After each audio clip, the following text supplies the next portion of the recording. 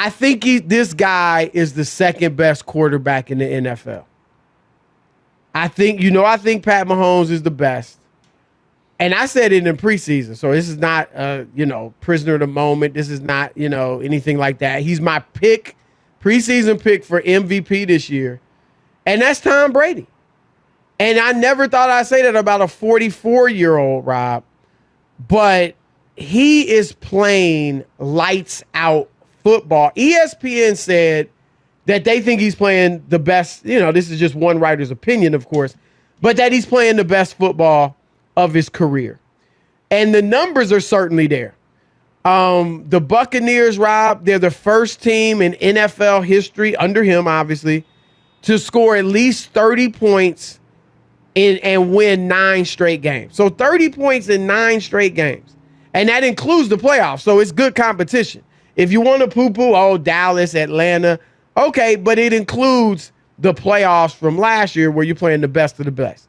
He also, Rob, is the only quarterback who has reached, 30 points in 8 straight games. He did that twice in New England, 2010, 2007.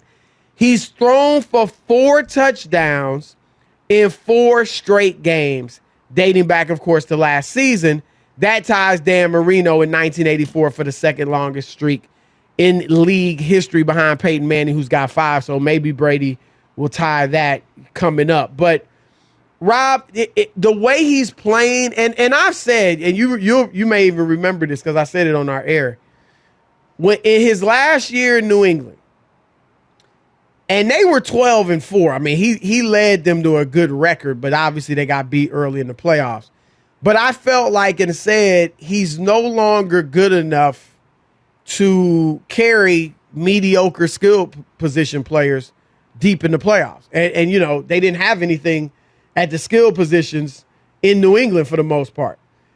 But give him some weapons, and that's what I thought New England should have done. Kept him and got some weapons. They didn't. He goes to Tampa Bay. Rob, he has got weapons galore. If it ain't Mike Evans, it's Chris Godwin. If it's not Godwin, it's Antonio Brown. If it's not Antonio Brown, it's Gronkowski. If it's not him, it's O.J. Howard or Cameron Brate. And Leonard Fournette now is running like as well as ever. And that even is backed up statistically for Fournette, who, had some good years in Jacksonville. And so with these weapons, Rob, you look at his touchdowns this year, they look fairly easy. He's throwing the ball really well. He's throwing it well downfield. I actually think, Rob, that he could have his best season ever. Like I said, I've picked him for MVP. Obviously, right now, I would say he's the front runner. But, you got Derek Carr, and it's so early, but Matt Stafford, there are guys obviously right there at this point. But if he wins the MVP at 44 and puts up big numbers, it's hard to say that's not what it reminds me of 07. This is the last thing I'll say before you take the mic. It reminds me of 07 when he got Randy Moss and he threw for 50 touchdowns.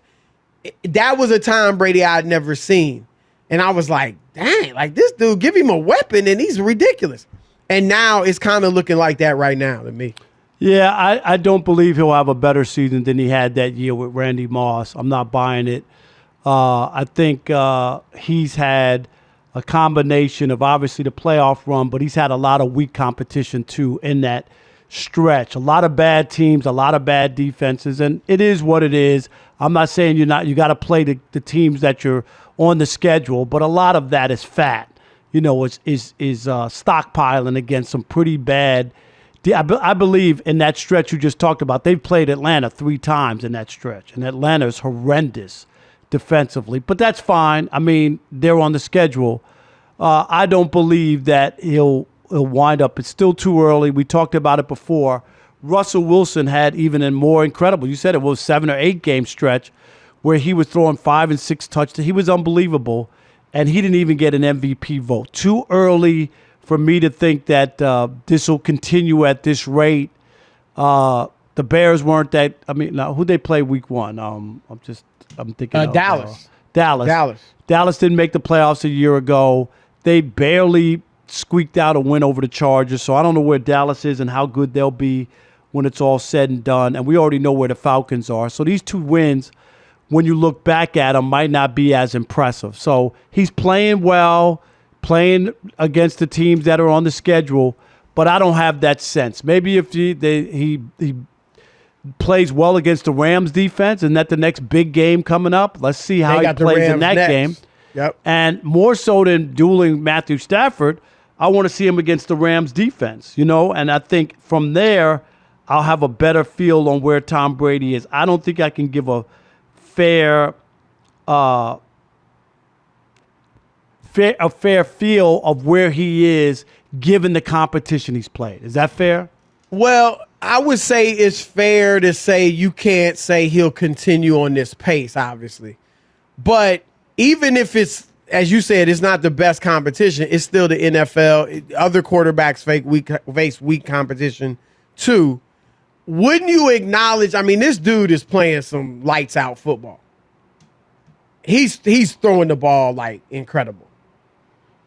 Yeah, I said he's playing very well, but I still like who you play against when you play some of the tougher competition is I just want to see exactly where he is against the Rams defense. If he shreds the Rams defense, then I'll have to be on the side that you are. If he struggles and doesn't play that well, then I'll take a look at it and say, well, maybe it ain't going to be the greatest season ever for Tom Brady.